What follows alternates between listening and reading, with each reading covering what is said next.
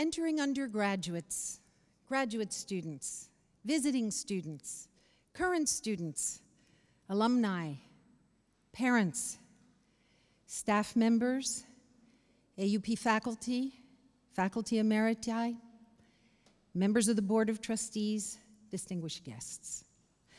What an honor it is to open the 50th Convocation of the American University of Paris, to welcome its 51st class of entering students, to remember today its founding and its history, and to lift a glass with you just after the ceremony, that's the characteristically AUP part, to its second half-century. In academia, the word convocation refers to a ceremonial assembly of the members of a college or a university, which is why the faculty has donned its regalia today and marched in the processional. Members of the AUP Board of Trustees, present and past, are also in attendance. Traditionally, academic convocations celebrate special events, such as the beginning of the academic year or the anniversary of an institution. And this fall, we are doing both of these important things. We are here to articulate our common purpose, celebrate our accomplishments, honor our past, and chart our future. Our Dean, Neil Gordon, would have opened this ceremony today were he with us. It is the Dean's role to herald the start of the academic year. But he is in Italy tonight, in Venice to be precise, for the world premiere of the movie based on his book, The Company You Keep. Produced by Robert Redford, it features Shia LaBeouf, Jackie Evancho, yes, Jackie Evancho, Susan Sarandon, Nick Nolte, Julie Christie, and Redford himself. In his name, very proud of his accomplishments, I hereby officially open this significant academic year.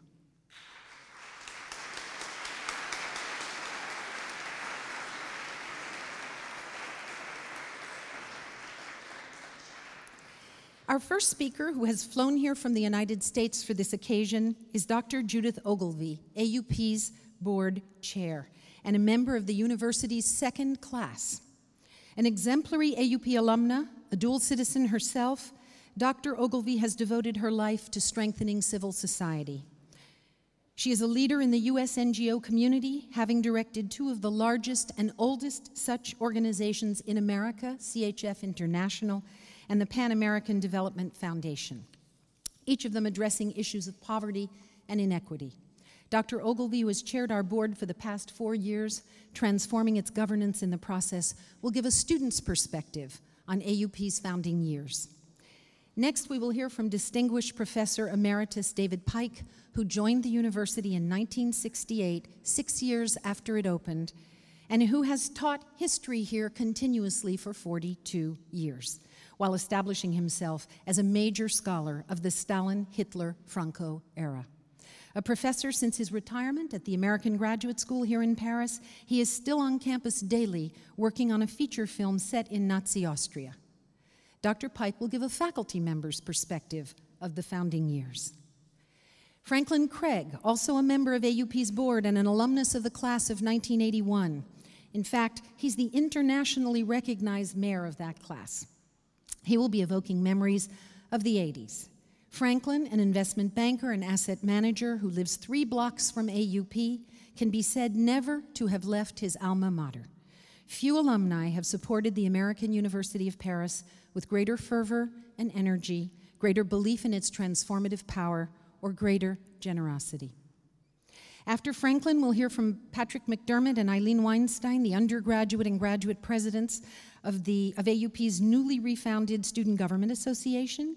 Each of them will be giving this year of their lives and a few GPA points in service to the university. They will both be very busy this year. Last May, AUP offered an honorary degree to David McCullough, author of the now famous book, The Greater Journey, about the voyage to and from Paris of a host of 19th century writers, doctors, architects, dancers, educators, engineers, painters. We have used McCullough's trope of a ritual journey to Paris for young and ambitious intellectuals and artists to tell the huge range of AUP stories about our students' journeys here. Today, a current sophomore, Sven van Mourik, and an AUP alum, now a staff member, Kristina Keenan, will tell the stories of their own greater journeys to Paris and to AUP. Finally, Ramsey Ben-Achour, an alumnus of the class of 2007, followed his heart and the call of another AUP alumnus to Haiti the day after the earthquake. Eventually, 4 AUP alums came together there, blogging back to campus and coming away from the experience changed. 6 years out of AUP, Ramsey is the regional director of Heartland Alliance for the Middle East and North Africa. He works on programs supporting children in prisons, victims of human trafficking, refugees, victims of honor crimes, and other vulnerable human beings. He splits his time between, again, typical AUP graduate, Iraq, Jordan, Lebanon, Tunisia, Turkey, and Paris, where he is setting up a European office for that organization. Each of the testimonies you are about to hear will be personal. We have asked each speaker to tell his or her own story against the backdrop of the history of the American University of Paris as we celebrate today our institution's characteristic diversity, its enduring history, its interdisciplinary, comparative, and cross-cultural curriculum, its not particularly politically correct approach to difference, its compelling global mission, its inspiring and dedicated faculty, and I'm sure you will feel, after listening to them today, its remarkable students and graduates. Dr. Judith Ogilvie.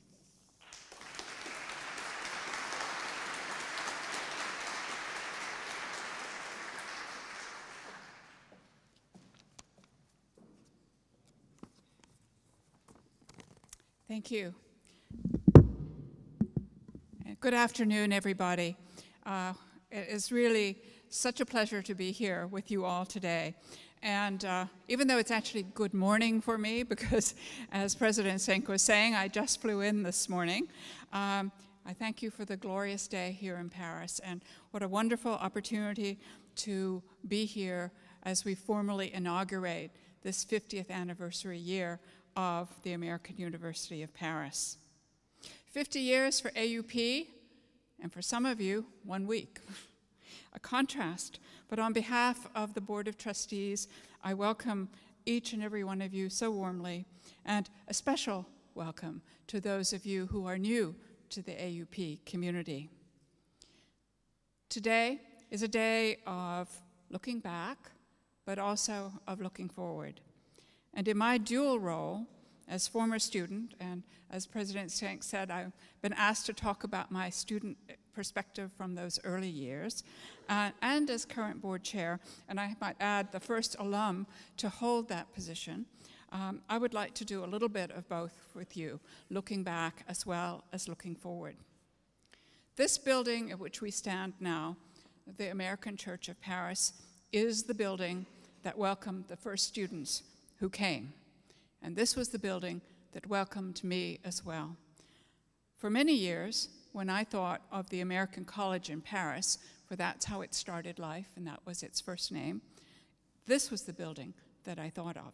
This was where classes were held, scattered throughout this building, and also the American Cathedral across the river, and the offices for the administration were down in the basement, and this was it. This was the American College in Paris. The local cafes were our equivalent of the Amex, and that's where we spent our time in between classes. As President Schenck said, I was a member of the second class. That only means class number 2, not second class. And it was very early in the institution's history, obviously. I obviously had no more experience of starting up institutions at that time, so in some ways it seemed normal. But things were a little makeshift. There were lots of cardboard boxes around. The administration rushed around with harried looks on their faces. If you think they look harried now, they looked much more harried then, I have to say. But then it was normal. Classes met, friendships were formed, exciting speakers came into this very building. And AUP, ACP has always attracted a lot of very, very significant people who want to share their experiences here. And fierce intellectual debates were held. I have to say those are some of my most standing memories of being here, is after class standing, particularly outside of the American Cathedral, where I had my class in French history, and very dynamic professor at the time. And he would stand with a few of us students afterward as twilight became evening, as we were really talking about one point or another. And it was just marvelous, marvelous time. And the time and the patience that the faculty showed and interest in us was something that has stayed with me. And then, of course, new cultural appreciation, the rich cultural programs, the opportunities to see things in Europe, but also in Paris, and the rich artistic and intellectual life here is something that I loved and has stayed with me forever. And I have to say, joie de vivre abounded. We had a marvelous time from almost every perspective. Not to say that there weren't challenges, but it was just wonderful. So let me share, this will be my personal story, a small personal story. When I was registering for my first class here at ACP, actually in the theater right next door was where registration took place, I was actually interviewed by the New York Times, which was covering the story of our registration. Can you imagine that? Registration at ACP, what a really newsworthy event. Well, believe it or not, at that time, hard as it is to believe now, the idea of American higher education in an international setting was actually quite pioneering, and it generated a lot of attention and interest.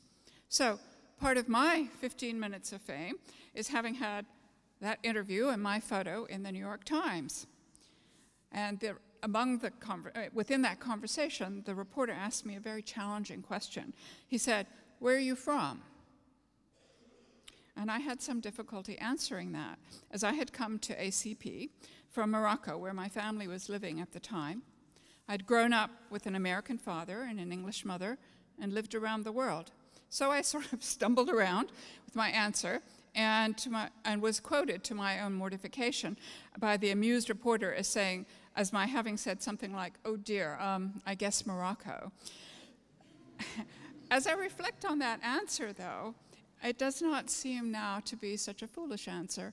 And I think if I were to be asked that question today, I might have similar difficulty answering it. In fact, the difficulty arises not because I didn't belong anywhere, but because so many places do feel like home to me. So not knowing how to answer the question of where are you from, I realize now, is really quite liberating. To be possibly from and of many places is inclusive and enriching. And I realize now, in my role as board chair and having reflected much more deeply on what AUP has become than I certainly was at the time, my answer seems to me to be also an answer that is and always has been a typical AUP answer. ACP, even when it was far smaller and less diverse than now, has always crossed boundaries and has attracted people who do the same. Many of you yourselves are multicultural, having grown up and lived in many different places, and still more of you, or maybe all of you, are following the road less traveled by, seeking your own path, not doing what was conventionally expected of you. And AUP is a place where such people flourish. I myself was drawn by the prospect of living and studying in Paris, but at the same time receiving a world-class American education, and I don't use that term lightly. We had absolutely, as we do today, absolutely fantastic faculty. And then that education being transferable to the United States. Remember, at that time, it was only a 2-year institution. And at that time, it was not an easy thing to do. But this was what was promised by the founders of AUP, so we came with great faith into that basement with the cardboard boxes, and we went to our classes. We believed, and in fact, what was promised happened. Our credits were transferred, and the vast majority of those entering classes and subsequently have gone on to distinguish themselves at other universities around the world and in the United States. And as for me, that road less traveled by has made all the difference. It has profoundly shaped who I have become and the life that I'm leading, and also the opportunities that have come my way and the fulfilling career that I have. 50 impressive years later, the 2-year institution that began as ACP has matured and become a master's level university, Still, I might proudly say, inhabiting its quartier next to the Seine and in the heart of Paris. It is so different. What a journey that has been for AUP. But in its essence, I perceive that the strengths that this institution has had from the beginning have persisted. In fact, it is they, I also believe, that have enabled it to grow and to evolve and to flourish. In a weird and insidious way, the early years of ACP have also inspired me to dream the impossible dream, to try to find ways to make a meaningful difference and a positive difference, including for AUP itself. And so who would have thought, except perhaps our visionary founder, Lloyd DeLameter, that 50 years hence, the basement operations would have evolved into this remarkable institution that is AUP today. One person's dream can indeed influence a generation. And those of us who have gone before are the testimony to that. And those of you who are just beginning at AUP, so will you also be.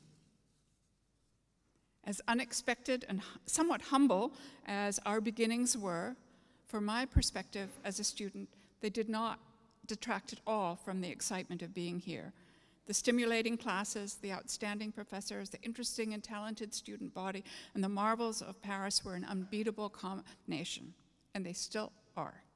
These are all the things that as students, and I speak now to you, those of you who are students here, that you will experience and which will influence you far into the future. I know they did me.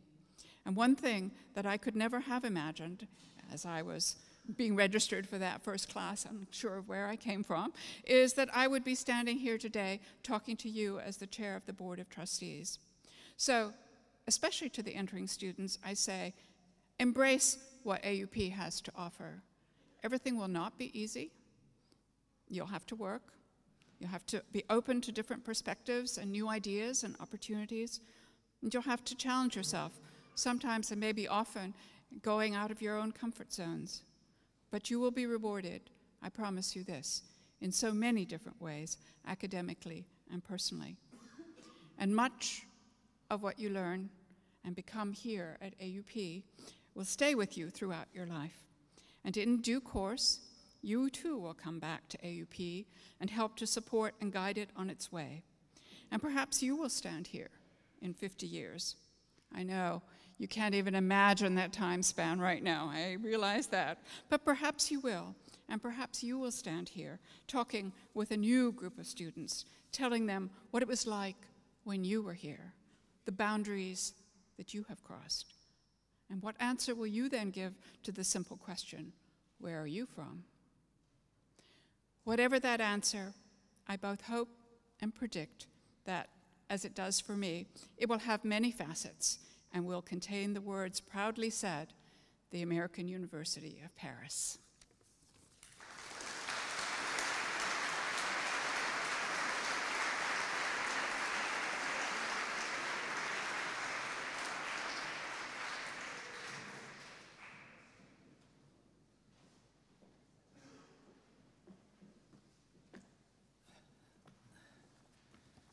Thank you, Madam President. Thank you, Madam Chairman.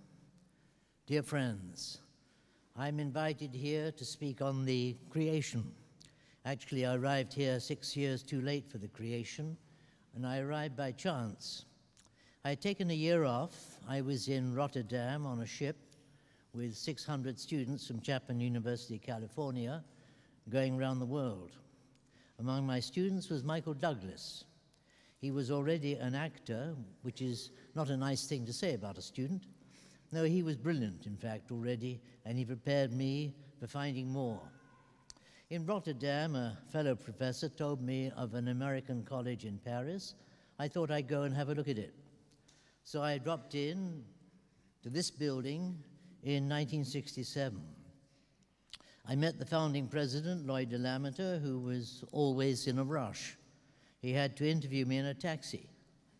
And I met ACP's first dean, Carol Kidwell, a Canadian classicist with a brilliant intellect, the author of 5 biographies set in the Italian Renaissance, She resigned as dean in 1977, only to get married. Her husband, Ray Kidwell, was a barrister and a Queen's coroner, which meant, Queen's Counsel, I should say, which meant she had to move to England. On that one-day visit to Paris in 1967, I met no one else at ACP, and after leaving the ship in Los Angeles, I returned to Stanford. But at Stanford, I felt more and more tempted to give ACP a try. And so I arrived here in August 1968.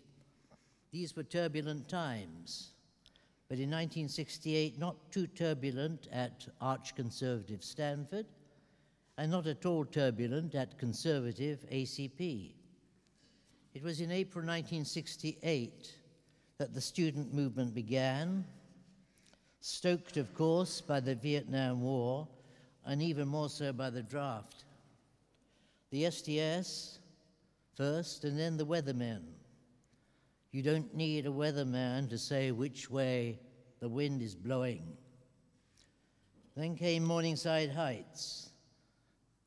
Some students were actually burning books, a horrifying reminder. At Harvard, President Pusey found his own office invaded, as it happened here too, at ACP. And then in May 1968, Paris erupted. Paris, the home of 4 revolutions, far surpassed anything in America. The Odeon here became a fortress with barricades throughout the Fifth. One South African professor at this college, ACP, indeed was on the barricades. But 3 miles away, here in this building, students came to classes as usual. Nothing changed yet. And that is how I found ACP when I arrived here in September 1968. Perfect calm. The students no different in appearance from those at Stanford, well-dressed. The males wore jackets and ties. The ladies all wore skirts. You never saw jeans.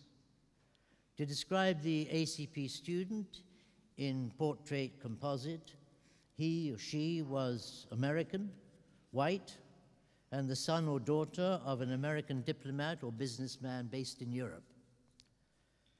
The ACP administration seemed like family.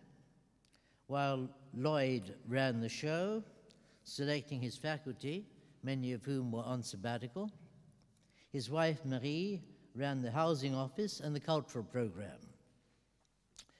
We were small. The administration was rounded out by the registrar and the business manager, and each of the 4 had 1 assistant only. Joe Lutz in the business office, a baritone singer of opera quality, and loved by everyone who dealt with him. You could never get angry with Joe Lutz, and nor with Benito Gonzalez, the immortal Gonzo, the first maintenance man, and when I arrived, he was the entire maintenance team. The student body was 300, and the faculty 30, all but 6 of us part-time. Among them was Clelia Hutt, who was indeed here at the creation in 1962, your professor, Madam Chairman, head of the French department, and staying until she retired. Another stalwart of the earliest days, Edmund Pendleton, organist of this church and our composer in residence.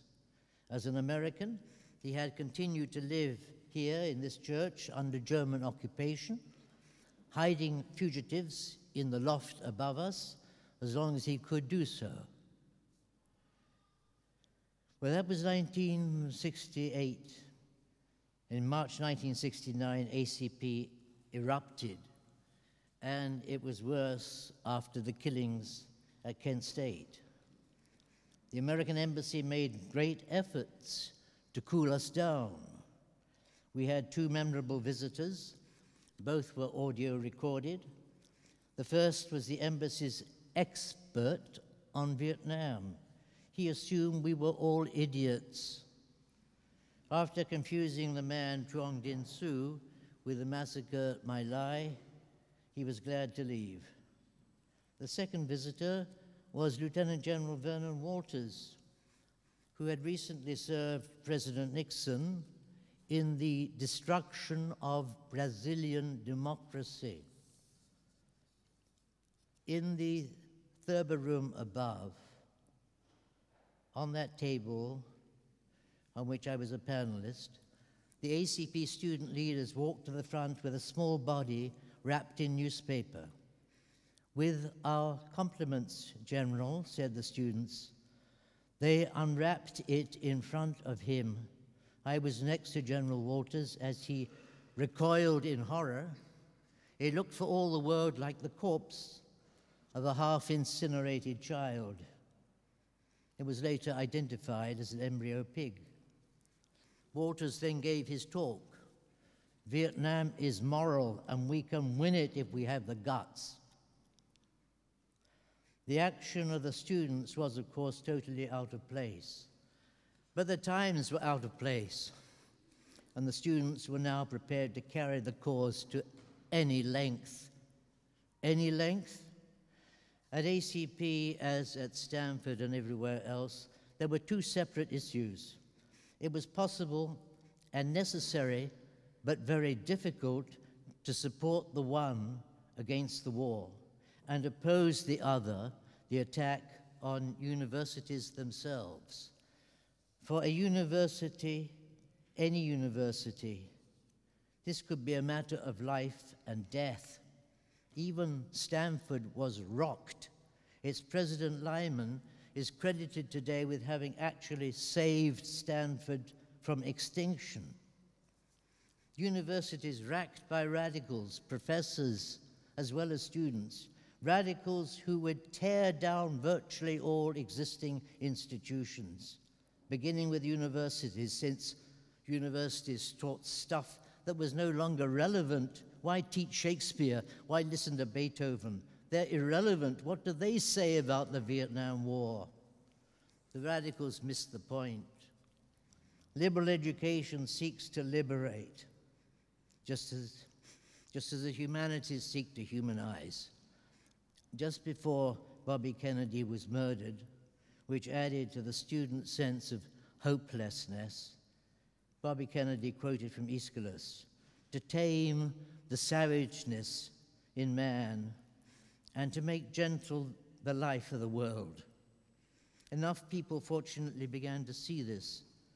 The liberal arts teach freedom of the mind. Schola in Greek means leisure, or freeing the mind, the proper use of free time, freedom to build a personal sense of values so that we cannot be manipulated by a bigot, a fanatic, or a demagogue. Academic unrest, we understand the causes, but unrest can never be anti-intellectual. A university can never accept dogma or impose its own. It cannot accept dogma even when that dogma is supported by the popular will or by national need, which is how, of course, here at this college, those supporting the war were arguing their case. A university is, after all, a special place, universitas. It's a proud Western institution. It is more than the schools of learning founded centuries earlier by Islam.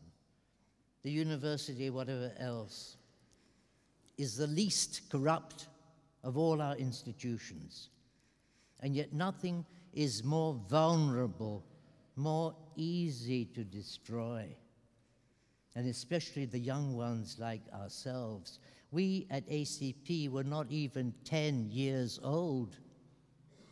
The oldest university in the world, Bologna, had introduced the principle, no double jeopardy, no city laws apply, no police intrude to violate the sanctuary. And yet we at ACP, the ACP radicals, moved outside the gate, that gate through which you passed.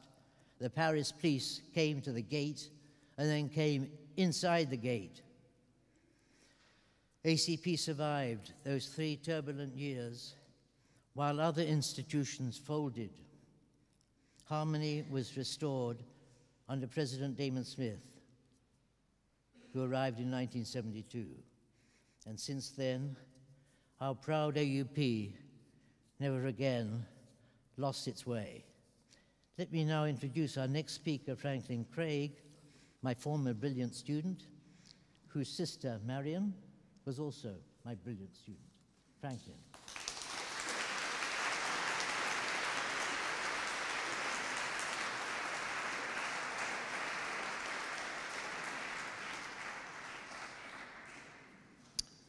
Well, writing this speech today brought me back to the days of when I was a student because I finished it about 45 minutes ago. It was like turning in a term paper, you know, 2 minutes before the hour. So it was very interesting.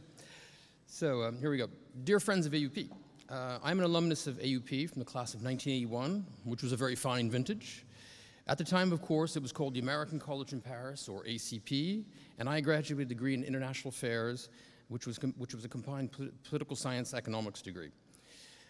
I came to ACP in my sophomore year after studying for 1 year at the University of Rhode Island, which is the smallest state in the United States, for those who don't know, and which was a very different animal to ACP. Before attending college, I went to a small New England private high school run by Benedictine monks, and I was lucky enough to study in classrooms of 6 to 10 students with exceptional professors, be they laymen or monks. My freshman year at the University of Rhode Island was very different from my prep school monastery environment. It was a typical state university with 20,000 students, a small city within a bucolic setting where most students were anonymous. I remember I was very excited to take an introductory course in astronomy as an elective. Astronomy 101, it was called. I had always been fascinated by the heavens and, like most 18-year-olds, wanted to learn all about nebulae, supernovas, and black holes. But much to my dismay, when I showed up for first day of class, I find myself in an amphitheater with about 400 other eager students, all with the same textbook.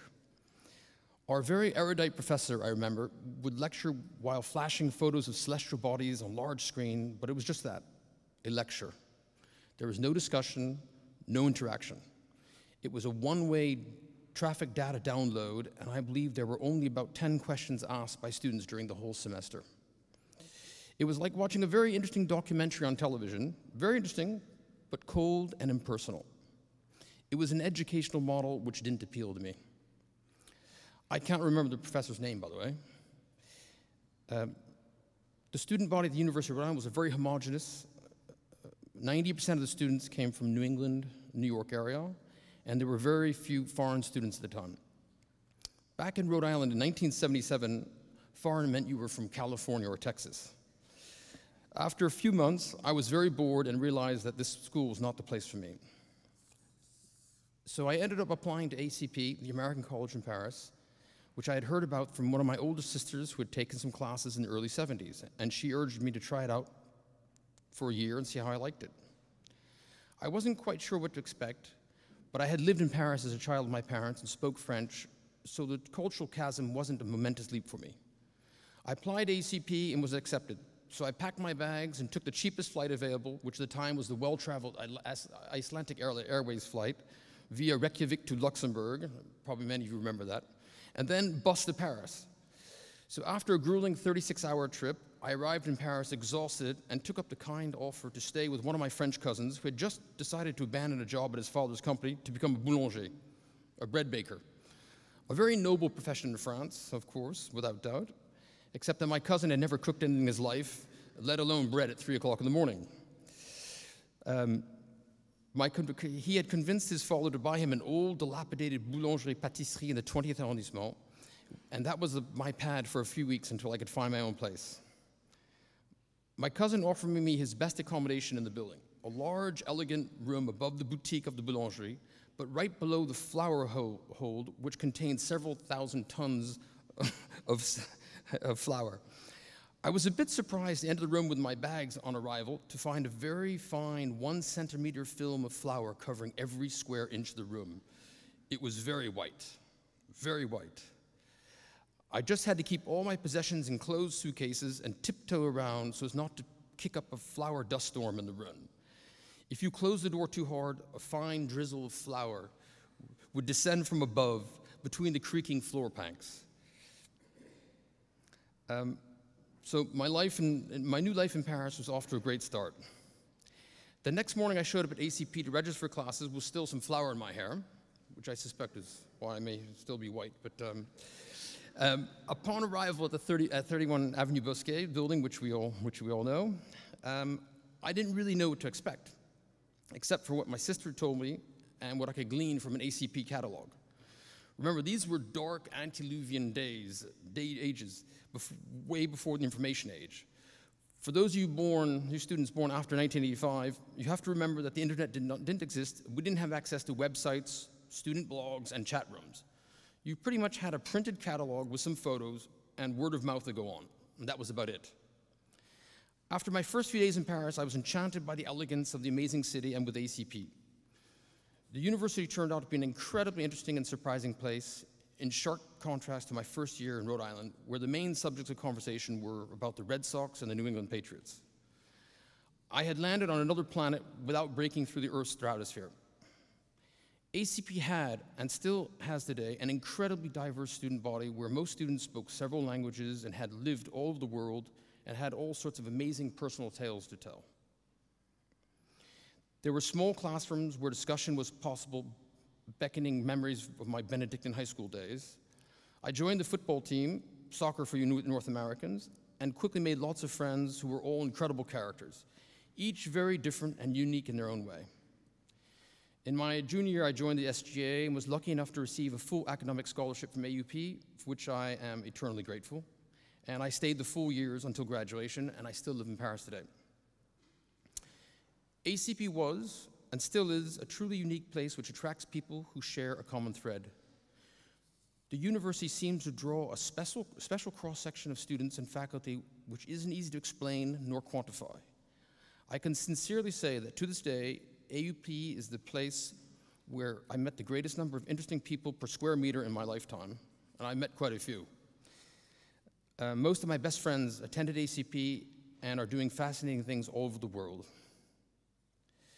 I have very fond memories of my professors, who marked me in many ways as intellectual and spiritual guides. Dr. Latham, Terry Murphy, Dr. Gott, who's here, Dr. Stroll, and Dr. Pike, who's also present here today, just to name a few. The first course I took with Dr. Gott was American Politics 101 or something. It was a prerequisite course for the International Affairs degree, and I figured it would be a plain vanilla required course and perhaps borderline boring, as I was an American and already had a good understanding of the US political system. To my great surprise, it turned out to be a fascinating course because of the rich diversity in the classroom and the open architecture discussions which Dr. Gott encouraged. More than half of the class were non-American and came from countries with very different political systems, from Latin American and Middle Eastern dictatorships to European parliamentary democracies, and even some who had grown up and gone to school in the communist regimes in Poland and Russia. These students didn't talk much about the Red Sox. The political positions of the classmates spanned the spectrum from far right-leaning Eastern Europeans to fiery Marxists. This was, you have to remember, 1970, 1979 was the middle of the Iranian Revolution and the hostage crisis and the beginning of the end of the Cold War. There were Iranian students in the class who were pro-Khomeini and others who supported the Shah, not to mention an Iranian Kurd who had his own political agenda. The differences of opinion were dramatic, to say the least, and as were their attitudes towards American foreign policy. And these students spoke their mind. Political correctness, or that horrible acronym PC, hadn't been invented yet. Thank God. These students who signed up for the American politics class came to learn about the American Constitution and its democratic workings. For some of them, it was their first academic encounter with the US political system, but they were all very astute and well-versed in world politics, even if their positions were diametrically opposed. I think it would have been almost impossible to replicate the same classroom dynamic in a university in the United States, or certainly back in 1979 in any case.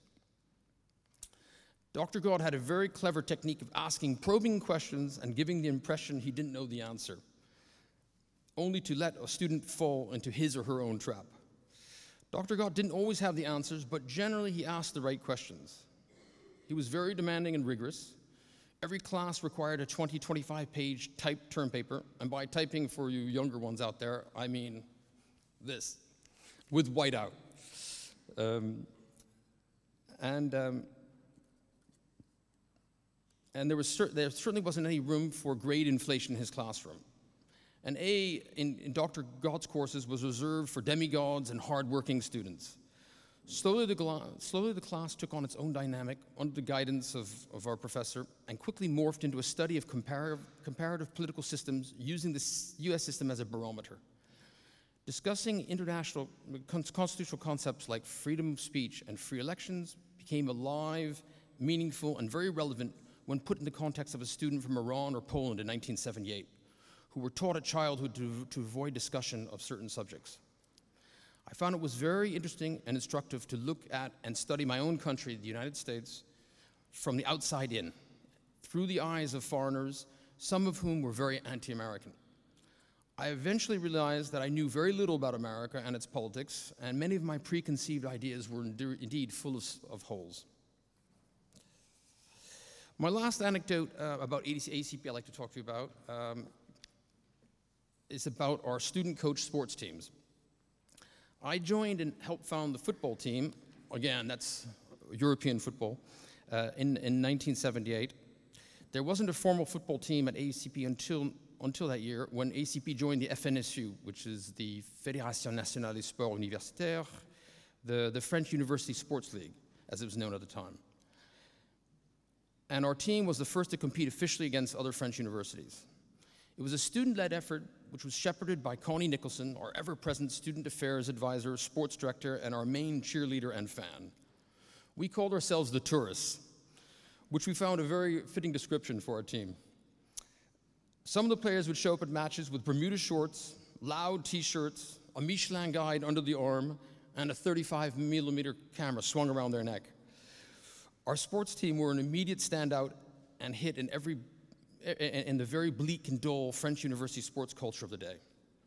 The football team was strong from the start in its first year, and as was the almost all-American basketball team. However, our poor fledgling rugby team had difficulty finding 15 experienced players.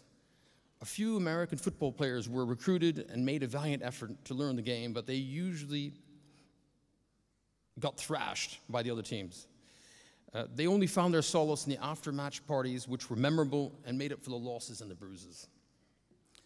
So the ACP football team, which I played on, only had 3 or 4 Americans on the team over the 3 years I played. Out of the 20-odd players, there were at least 12 different nationalities on the team, and usually 5 to 6 languages spoken on the pitch, or screamed, rather. Our goalkeepers were American and Iranian. Our defense was completely Anglophone, comprised of British, German, Poles, and Americans, including myself, and Aristo, a Ghanaian, who was the central defender and was a man made of steel. No one could get through Aristo. Our defense was very strong and organized and quite methodical. We played a very Germanic-style game on defense. During the matches, the ball would move up the pitch to a decidedly European midfield. Spanish, French, and Italian were the major languages of communication in midfield, depending on who was playing that day. We were very lucky to have a few semi-professional players who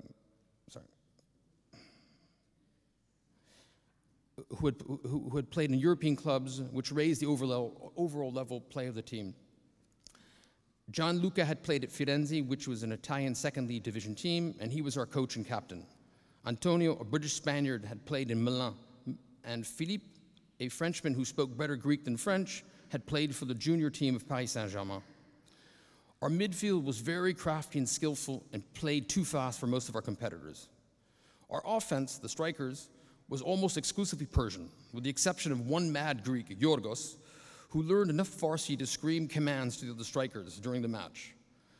Our offense played a very loud and aggressive game with very fast dribbling and lots of crazy passes, similar to a Pelé-style Brazilian football, but always with a little twist of Middle Eastern mayhem thrown in for good measure.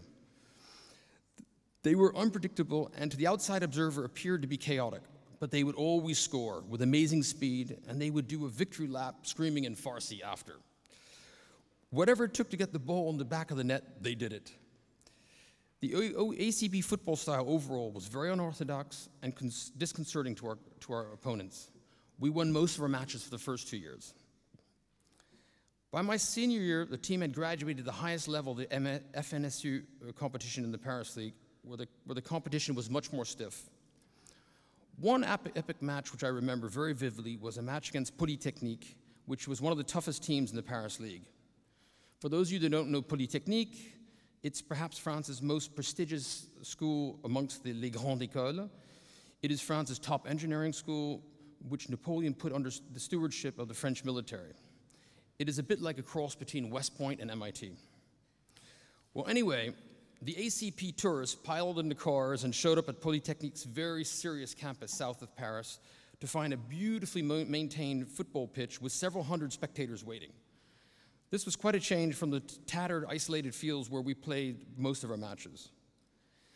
Polytechnique is known by insiders as X in English. Nobody really knows why, but I suppose it's because X marks the spot. Anyway, the X players had short military haircuts and were fit and all had steely, determined eyes. These were young men from X. They were X men. These were future leaders of France, future captains of French industry and government. They were determined to win. No smiles, no words were exchanged. X men don't lose. The match started. The X men were strong and very organized and played with Cartesian precision. But after about 20 minutes of repelling their attacks, it became apparent that their game was too predictable and robotic, and they could be beaten. The tourists moved the ball up the field in English, into Italian and Spanish, and finished in chaotic fashion with our fast dribbling and completely unpredictable Persian strikers, who would have rather committed harakiri than lose. Goal! ACP 1, the X-Men 0. Karim somehow had put the ball in the net. The juggernauts from X were livid and continued to attack, but our defense was like a Maginot line with no way to circle around. Near the end of the match, ACP started to dominate the game, but the X-Men fought on and defended. A few minutes before the end of the game, one of our strikers passed a high ball to Mad Yorgos, who hit the ball hard with a backwards bicycle kick from 20 meters out with 2 defenders on him. The ball went in again, ACP 2, Polytechnique 0, and the match ended there. The X-Men had lost on their own turf in front of their supporters to a hodgepodge of immigrant students that they'd never heard of who were called the tourists. They weren't happy. As we shook our hands with our opponents after the match, I remember reading into the steely eyes of the captain and could see questions going through his mind. Who are these tourists? What is this motley crew of immigrant students who just beat us and that speak 5 languages on the pitch? What is the American Collège of Paris? Anyway, what planet are they from? I looked him back in the eyes and with a firm handshake said, we are from the planet ACP. Thank you very much.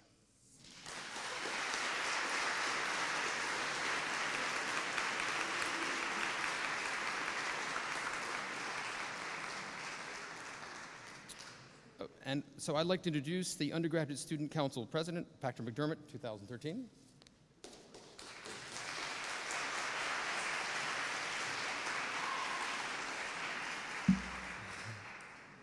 Good afternoon. My name is Patrick McDermott, and I am the Undergraduate Student Council President.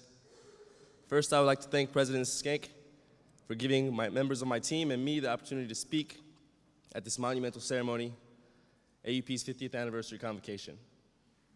I would also like to thank you all for being here today, the Board of Trustees, administration, faculty, alumni, and fellow students.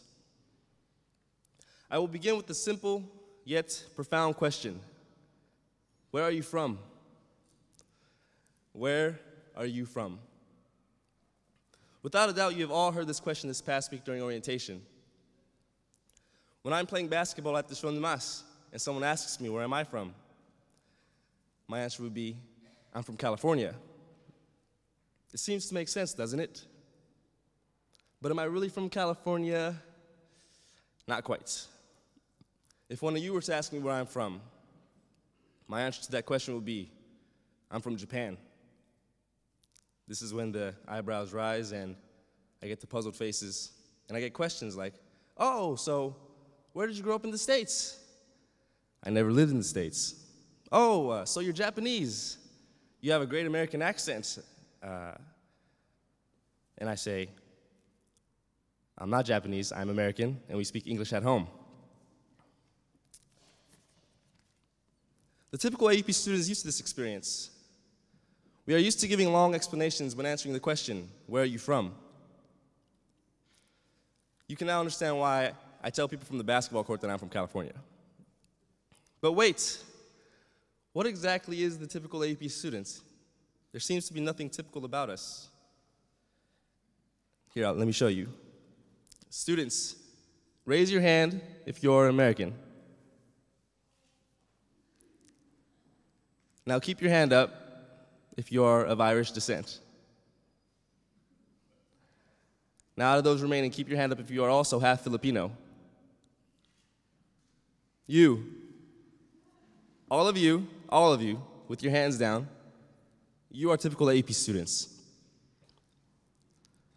You see, ladies and gentlemen, we are similar because we are different. It is important to understand that we are in this together. To enhance your experience here at AUP, it is essential to learn how to work with each other, learn to solve problems with each other, share ideas with each other, and learn to agree and disagree with each other. One of my personal experiences with this happened here in the basement of the American church.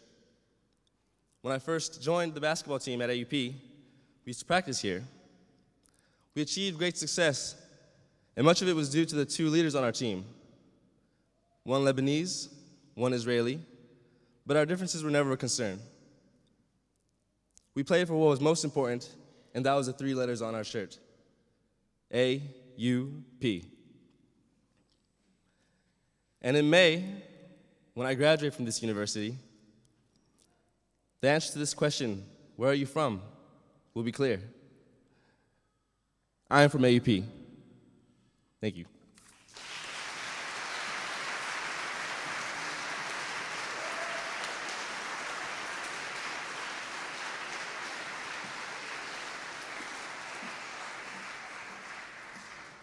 Hello, I'm Eileen Weinstein. Patrick was supposed to introduce me. Excuse me? Closer. Fellow graduate students, all entering new students, current students, faculty, staff, members of the board, distinguished guests, Madam President. Most of you will have arrived here with your own unique life story, frequently with an international inclination that has led you to AUP. A lot of us come to AUP because we're already lovers of France. Today, as the president of the Graduate Student Council, I've been asked to share a little of my story with you. My Francophilia presents itself at an early age. I attended elementary school at the École Bilingue de Berkeley. By middle school, I had learned how to tie a tie because I was always the fat, funny man in the Pagnol plays, having spent stretches of my summers and part of my eighth grade year in France. At the same time, my home in Oakland, California, I am from California, served as a sort of hostel or second home for people from all over the world. The list includes, and is no way limited to, an Argentine accountant, a Spanish math PhD, a Danish police officer, a Mexican engineer, a plethora of French exchange students, and the list goes on. This afforded me a global vision of the world, dinners that require the table to be set for 12 on a regular basis, and some long-lasting friendships with the closeness of family. As a junior at the University of Pennsylvania, while doing an internship in France, I landed on my French brother's couch, imposing on his privacy, and it also is there that I first learned about AUP. Marie-Emery, who may be here today, and David's girlfriend and now wife, was an undergraduate student then entering her senior year at AUP.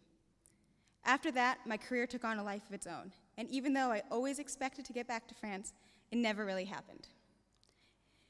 Instead, I found myself in Spain, Portugal, and England, and most recently working in startup companies in Seattle and San Francisco, spending my precious couple of weeks of vacation coming back to France to recharge with my French friends. Finally, last year, while working on what my sister and I branded Operation Liberation, I started to really examine my life decisions and to figure out what was missing. When looking at the offerings and the programs that were available in France, I decided to attend AUP because I specifically wanted an American-style education with less emphasis on hierarchy, more ability to question, and the chance that I wouldn't be the oldest person in the room. Thankfully, I have found that and more. Not only have I been excited to reacquaint myself with theory, delve into elements of policy that I had only superficial knowledge of, but also through the faculty members with whom I have worked, I've been afforded opportunities I would not be hard-pressed to find anywhere else. For me, this has taken the shape of a part-time job in France as a consultant. For fellow graduate students, it has meant work in an NGO in South Africa, the mentorship to work on a scholarly book, or an internship with magazines and fashion houses. As graduate students, we are on an accelerated track to the AUP experience. 1 year from today, many of you will be in possession of your graduate degree. It is up to you to make sure that you get the most out of it. The road here has been different for all of us. Some have come right from undergrad, and the others have had careers. Some are still trying to define what they want to do with their lives. Others already have a plan in mind. All of us will be changed by the experience here and may be surprised by where we end up.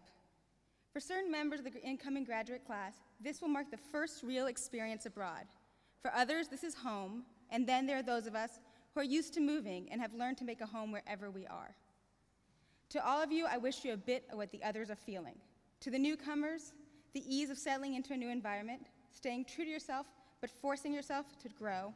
To those who are home, the wanderlust of a new place, a new approach, and at times the understanding that no, we really don't all think the same way. And finally, to the nomads in the crowd, I wish you the ability to be excited and to keep searching for the new.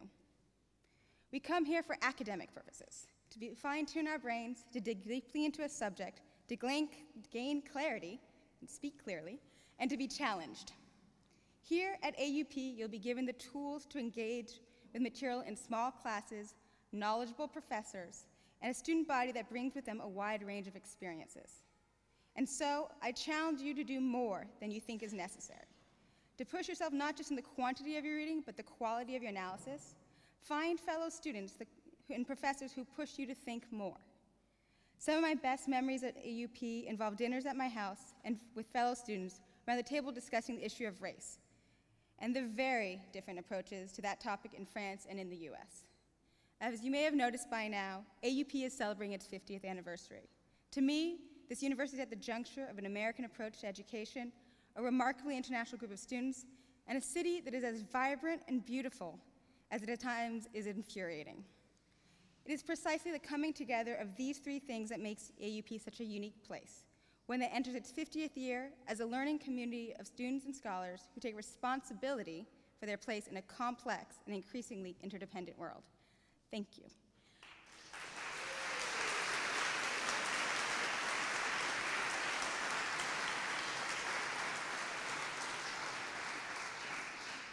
And now I'd like to introduce Sven van Mourik, who is the Vice President of the Undergraduate.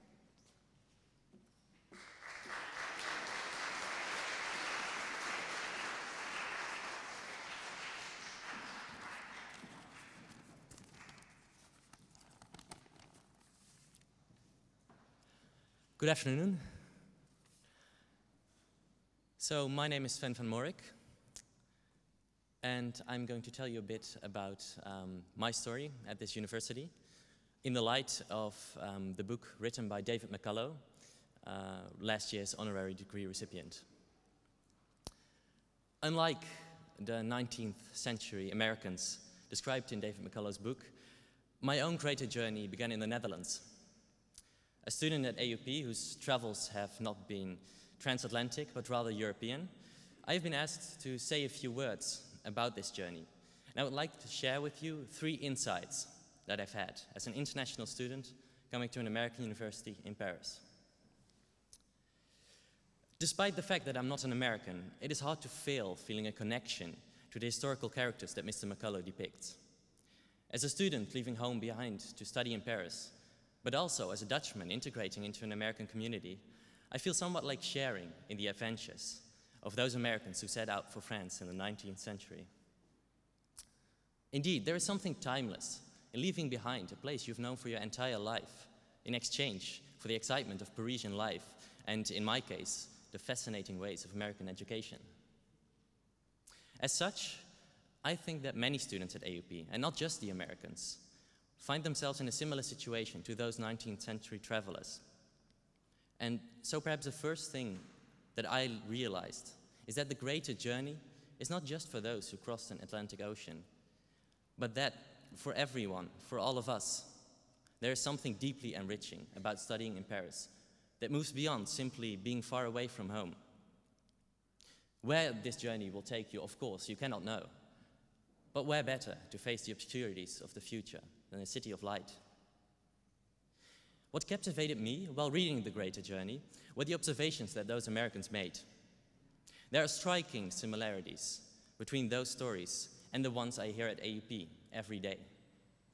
Still, there is the awe at the imposing monuments of art and architecture, or the difficulties of French conjugations.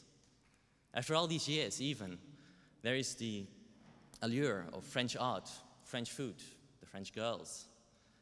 It's the similarities between the Paris that I am discovering and the Paris of those 19th century Americans that make me confident that surely these feelings are a timeless part of Paris that will be there as well for future generations of students to discover.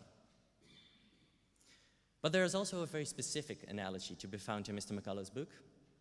Indeed, the second insight that I've had is how the times seem as new and promising now as they did 2 centuries ago. As Samuel Morse pioneered the concept of long-distance information transfer, he had the satisfaction to see the creation of the transatlantic cable. And the relative distance between the United States and France was diminished exponentially. Morse's telegraph thus left a legacy that will make it easier for generations of future students to come to travel abroad and to be into contact with people. In the same way, today, we live in the time of that other exciting invention, the internet. Once again, distances have diminished incredibly, and exploring students can now talk and laugh face to face with friends and family on the other side of the globe. But what is left then of the greater journey in today's world? This is where AUP comes in. The internet can bring us the sights, the sounds, even something of the touch of other cultures, but it cannot bring us the experience. I thought I knew about American culture, but it was only when I, as a Dutchman, was asked to organize AUP's Thanksgiving dinner last year, that I truly realized I had never before really got the feel of it. As far as truly experiencing a different culture goes, there are no travels over the internet that can ever approximate the taste of life in a different city amongst a different people. The third and last lesson I draw from Mr. McCullough's book is that these experiences do not really pay off until you share them with others. What all those 19th century Americans had in common is not just the fact that their ideas, beliefs, sense of culture were changed profoundly. It is the fact that they took those experiences back home with them. Samuel Morse might have never left Paris and instead have coped for years with a bureaucracy that would so severely halt his inventions here in France. Instead, he went back to the States, where his inventions could become the success that would change the world. Another example, Charles Sumner, the leading US senator backing the abolitionist movement, he got his ideals about racial diversity at the Sorbonne, here in Paris. Neither of them would have had the same impact on history if they had stayed put. And Morse and Sumner, in this light, have shown me that Paris isn't the final stop, and important challenges will await all of us after we're done here. So to conclude, I would like to bring to mind Oliver Wendell Holmes, who was once a student of medicine here in Paris. He also had that courage to take his ideas and move on, and he taught others in his turn and pushed for several reforms in the United States based on French medical theory and practice. As students in Paris, however, we haven't quite reached that stage yet. So I would like to finish with a quote from Mr. Holmes from the time when he was still a student. "I have lived among a great and glorious people. I have thrown my thoughts into a new language. I have received the shock of new minds and new habit." Reading this quotation about the sense of privilege that Mr. Holmes was already aware of nearly 2 centuries ago, I feel that the last line of Mr. McCullough's book captures best the essence of what I and many students at AUP feel today on our greater journeys. What the new century might hold for them and their generation, there was no telling.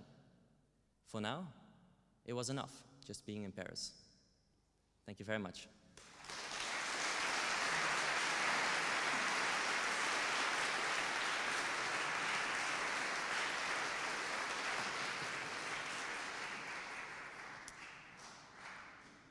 And I would now like to introduce 2008 alumni of AUP, Kristina, Keenan.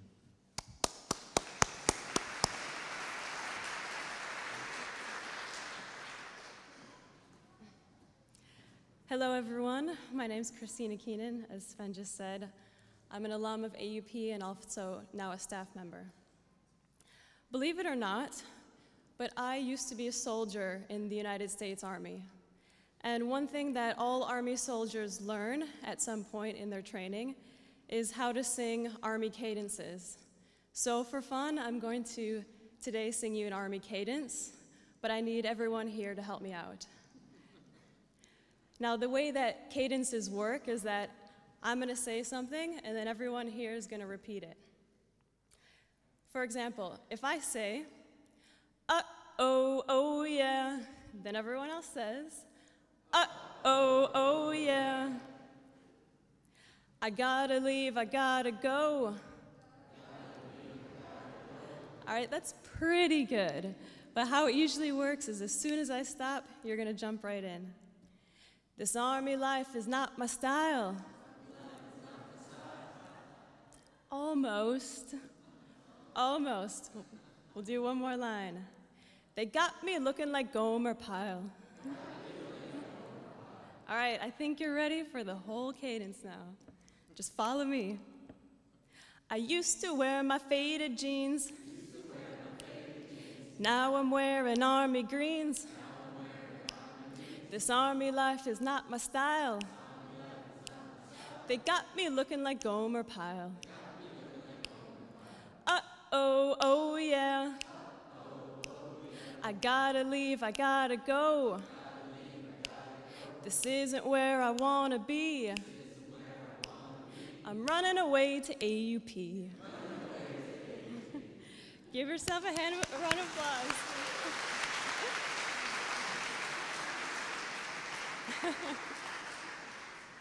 Now, you might be wondering, why on earth did I join the Army, and how did I ever get to AUP? But I'm not exactly going to answer those questions because my journey to AUP is much like everyone else's, complicated and crazy in its own way, and much too long for this speech. What I want to explain to you is my overall greater journey. In December 2003, I climbed out of an up-armored Humvee and trudged through the snow in my Army boots, a Gore-Tex field jacket, flak vest, Kevlar, and my M16 rifle. I was 22 years old, and back then people called me Sergeant Keenan. I followed my team leader down a snow-covered dirt road to a rickety shack where we were greeted by 2 Bosnian officers. We were in the mountains outside of Sarajevo, surrounded by bombed-out houses where people were still living. We sat in the Bosnian military shack, which was nothing more than an unheated room with a table, some chairs, and a coffee maker. My team leader sat down and asked one of the officers how things were going, while the other one poured us all a shot of rakia, their plum brandy, which I nearly gagged on. Through our local interpreter, the men spoke for about 10 minutes and drank their brandy.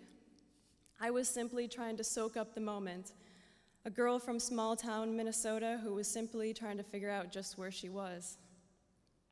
On the drive back to base, we passed a family who was in their front yard, roasting a wild pig. They waved for us to join them, and we sat on plastic chairs as they served us Turkish coffee and told us of their troubles. The father said, "Things are not going well for us. There's a lot of tension among the ethnic groups, and one has become more powerful politically. He continued, people from the other ethnic groups, they can't get jobs. They can't support their families because of it. I had no idea what to say to this, so I just stayed quiet. But a soldier from my team exclaimed, well, in America, we have many different kinds of people from all religions, and we find a way to get along. You just need to find a way to get along.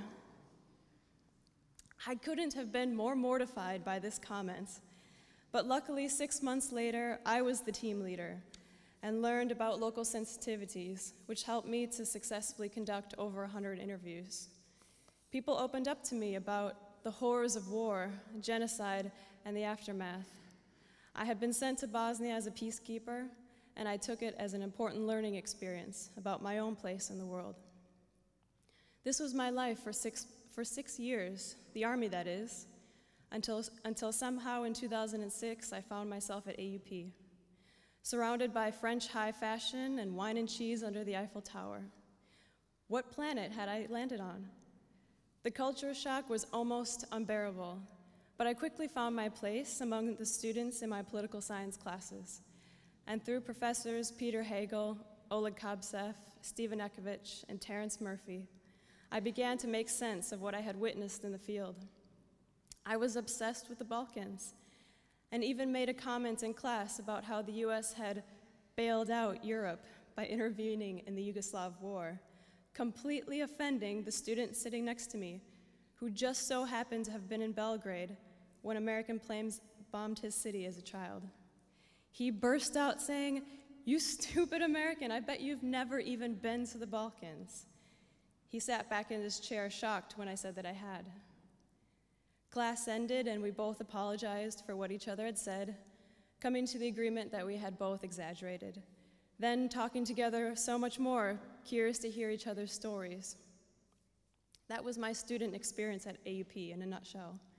That is all of our student experiences at AUP in a nutshell. After I graduated in 2008, I can't say that I was the most involved alum, but I carried with me the analytical skills and passion for political issues that I had learned at AUP. I was working at NATO in Belgium, spending the early mornings in the office putting together the General's book, a series of briefings for him to read with his morning coffee. At precisely 7:55 a.m., completed book in hand, I would speed down the hallway of the General's staff, passing photos of former Supreme Allied commanders on the walls, walking under the largest one of Dwight D. Eisenhower, and turning into the General's office with the book to leave the book with his assistant, breathing a sigh of relief that I had made it by exactly 8 a.m. At NATO, I spent long hours researching and writing analytical reports about the narcotics situation in Afghanistan, discussing and debating with fellow interns about how the problem could somehow be solved. How could the drug trafficking be stopped, the violence, the insurgency? Through our discussions, we decided that without nations investing in infrastructure, building roads, protecting schools, no amount of military might was going to change the fate of that country. It was in that moment I realized that I wanted to step away from the military security environment. Since then, and for the last 3 years, I've been working in the AUP alumni office. And getting to know the alumni community has been yet another great experience for me. AUP alumni are some of the most interesting people that I have ever come to know. They are writers, business owners, and restaurant chefs, screenwriters, financial analysts, and humanitarian workers. They live in every corner of the world, but always seem to find their way back to Paris. In my role as head of outreach communications, I've had a chance to read and review many alumni stories for our website, newsletters, and magazine. I've also gained a new perspective on the student experience at AUP. Every year I come to know more professors and have more opportunities to work with students.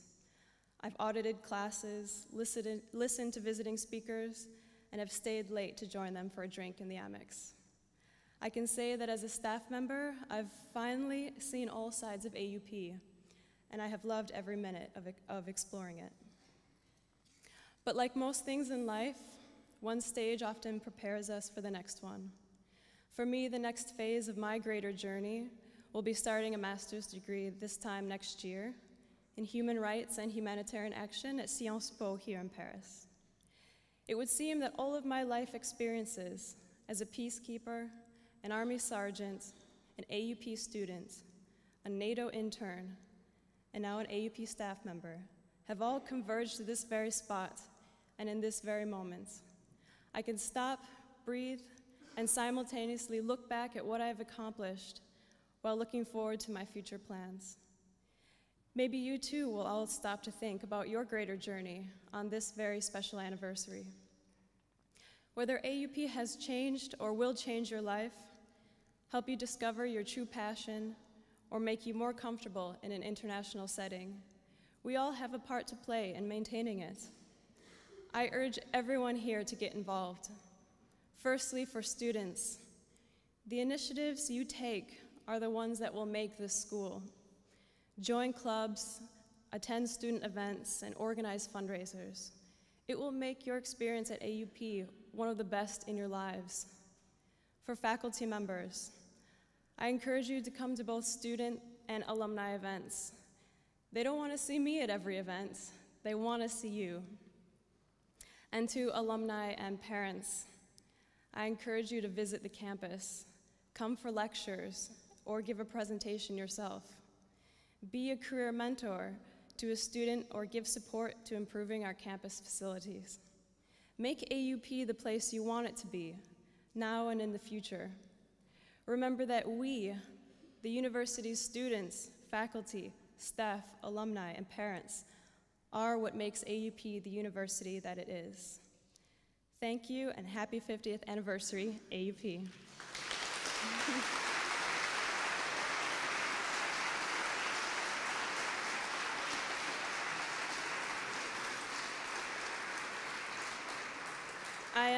I'm happy to announce the next speaker, an AUP alumnus and my good friend, Ramsey Ben-Achour.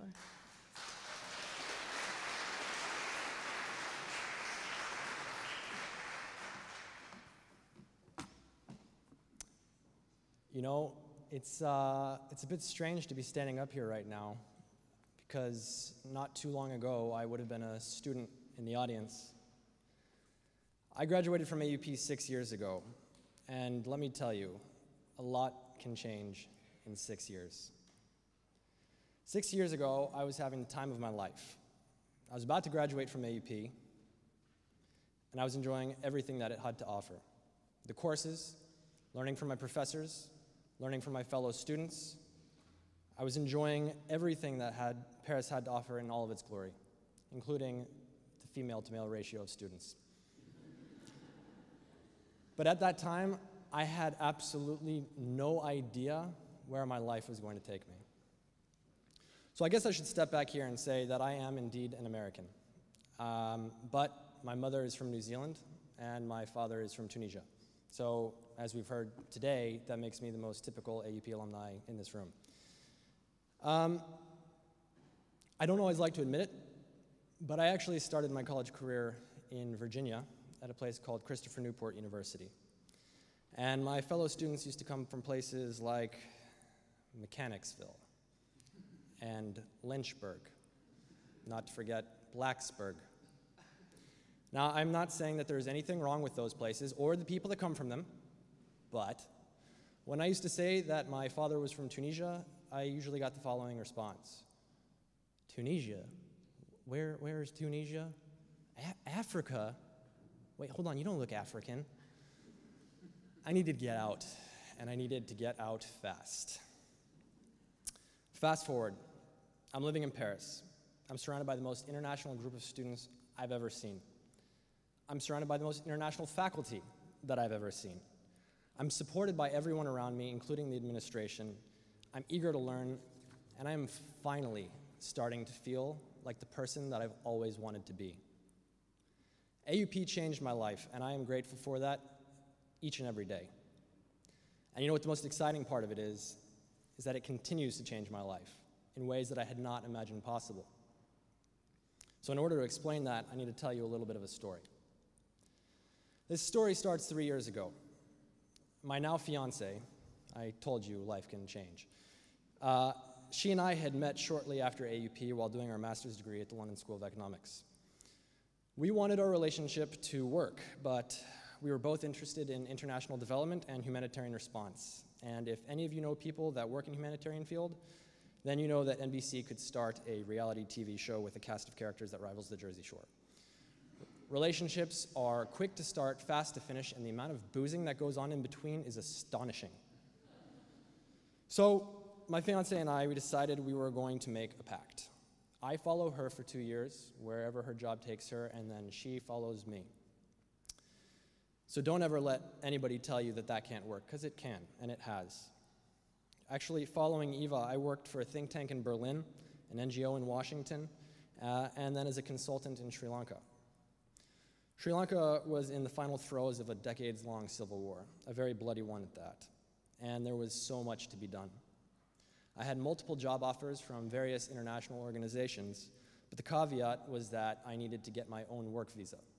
And that was tantamount to not getting a job offer at all, because during that time, the Sri Lankan government was not giving out any visas. The civil war was a Sri Lankan problem, and they did not need foreigners to help or witness the realities of what were going on the ground. So I ended up consulting for numerous organizations, but it simply wasn't enough. I was hungrier than that. So I turned to my old friend and foe, Facebook. Status update. Does anybody know of a job that does not require a visa? Well, it turned out that the right people were listening. Not too long after that status update, I got an email message from a guy named Sean Casey. I didn't know Sean, and Sean didn't know me, but apparently he had been inundated with emails from AUP alumni saying that he just had to meet me. So he told me that he was working for an American human rights organization called Heartland Alliance, and they had a program in Sri Lanka working with child soldiers. He was going to arrive in 2 weeks' time, and he wanted to meet me. So when I met Sean, we talked about all the different things we had worked on, what we had hoped to do with our careers, and how AUP had given us a great start. It was a pleasurable encounter, but one that ended in disappointment. Heartland Alliance, like all of the other international organizations, was having trouble getting visas for any international employee. We should totally work together at some point, though, he said. Yep, I agreed, thinking I would never hear from him again. I was wrong. January 13th, 2010. I had totally given up on Sri Lanka at this point, so I decided the best thing that I could do was travel to Germany and learn the language of my fiancée-to-be. I would study at the Goethe Institute. I would live with a German family for 3 months, and then Eva would join me as we went to our next placement. First, though, I swung by AUP. My little sister was an incoming freshman, and I introduced her to faculty, told her which classes she should take, which classes she should avoid, and which ones, or how to navigate the French bureaucracy and find a place to live. I should actually mention that my brother also went to AUP. He was a master's student at the same time that I was an undergraduate student, so you could say that my family is an AUP family. In any event, I had done my duty as a brother, and now was off to go learn that third language. So I'm sitting on a train, and of course I get an email from Sean Casey. Ramsey, have you heard about the earthquake in Haiti that happened yesterday? I'm trying to put together a scouting team and see what my organization can do. Are you available and willing to come? Yes, I had heard of the earthquake. Hundreds of thousands were feared dead, millions of people were displaced, and chaos was everywhere. When do you need me, I asked, thinking I had a couple of weeks to get ready. Ramsey, I needed you yesterday. So, about 5 days and 500 emails later, I touched down in Santo Domingo, Dominican Republic, as the country director of an organization that did not yet have a presence in Haiti. The airport in Port-au-Prince had been taken over by the US military, and the only way into the country was overland. My immediate task was to organize a convoy for a team of surgeons, ER doctors, and nurses that had flown in from all over the United States. Heartland Alliance had raised some funds, and I was to use them to get mobile medical clinics set up, establish a base of operations, attend UN emergency coordination meetings, and try and secure additional funds to set up programs that were desperately needed. I was totally overwhelmed. But within 5 months, we had a staff of 115 and a $6 million budget. Within a year, we had a staff of 172 and a budget of $9 million. And something that I'm personally very proud of the 172 staff that we had, 169 of them were Haitian. If any of you out there end up working in humanitarian contexts, or development contexts for that matter, I'm going to tell you something that I learned right here at AUP, with the guidance of professors like Ali Ranama and Farad Nomani. Hire locally. When you pay an expat, that salary goes directly into a foreign bank account. It is used to pay for cars back home, gas back home, phones back home, food back home, anything you name, it's back home. In other words, it does absolutely nothing for the people in the country that you are trying to help. When you employ locally, that money goes directly into the community. It's used to buy locally grown food in local markets. It's used to send Haitian children to school. It's used to support local farmers. So even if your programs fail, which they often do and often will, you have at least succeeded in some level of local economic development. In the 2 years that I lived in Haiti, I worked with and collaborated with 6 AUP alumni: Sean Casey, Natalie Margie, Dana Bachesco, Wanja Liboni, Katya Unger, and Ramon Browers. In some weird twist of fate, the world brought 7 of us together to do what we could to help the people that needed it the most.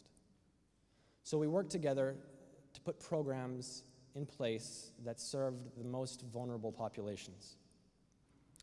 We got teams of civilian police hired and trained and stationed at the borders to stop the deluge of child trafficking that was taking place. We developed teams of local psychologists to provide psychosocial support to the traumatized. And we hired and trained teams of young social workers to scour the country for children that had been separated from their families. We then worked day and night to trace those families down and put them back together.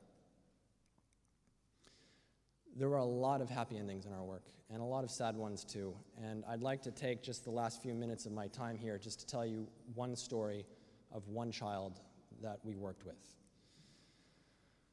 6 months after the earthquake, I was called by a hospital located about 6 hours from Port-au-Prince. A young boy had been hit by a car, and the hospital had healed his wounds, but they didn't know what to do with him now. His family was dead. So I dispatched one of our emergency response teams who went to go meet with Geoffrey, who was aged 11. Geoffrey had been out playing football while the earthquake happened. Buildings all around him crumbled. Dust flew into the air. And scared and confused, he ran back home to try and find his family. But what he found was the debris of a collapsed house. His neighbor was there and screaming. His entire family was dead. His neighbor told him that his entire family had been in the house when it collapsed. He was devastated. He was alone, and he was now an orphan at age 11. So Geoffrey lived in the streets of Port-au-Prince and survived day to day by begging. He eventually saved up enough money to buy a train ticket to the countryside where he heard there were more opportunities for work. And that's when he got hit by a car and met with my team and colleagues. He told his sad story to our team of social workers who sat with him patiently and often asking him strange questions. Geoffrey, where are your parents? They're dead. Well, I know this is weird, but did your mom or dad, did they ever used to have a cell phone before the earthquake? Yeah, my mom did. And can you remember that phone number? Yeah, it's, the team leader picks up her phone, dials the number of Geoffrey's dead mother. And guess who picks up? Geoffrey's mom. You see, the neighbor was right when he said that Joffrey's family was all dead and inside that building. At least almost right. Joffrey's mom had been out at the market when the earthquake happened. She ran home to try and find her family, only to find that her house had collapsed and was a pile of rubble with her whole family dead inside. So she got on a bus and went to the countryside where she heard there were more opportunities for work.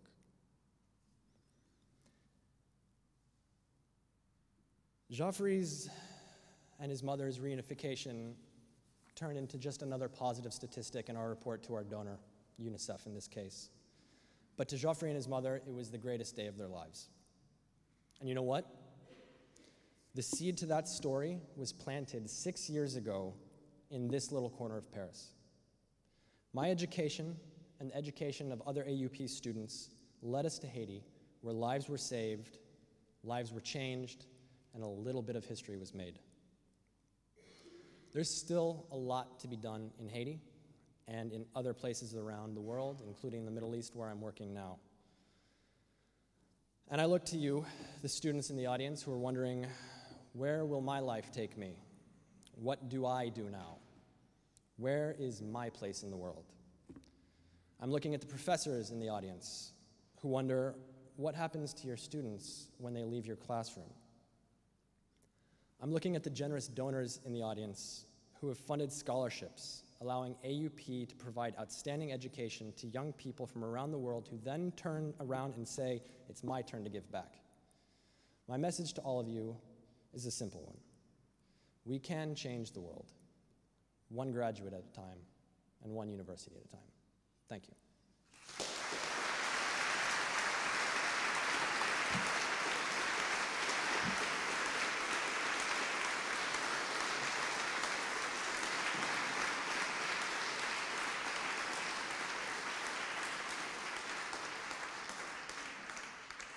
Thank you very much. I'm proud to ask Celeste Schenck to come back up to the stage. Thank you.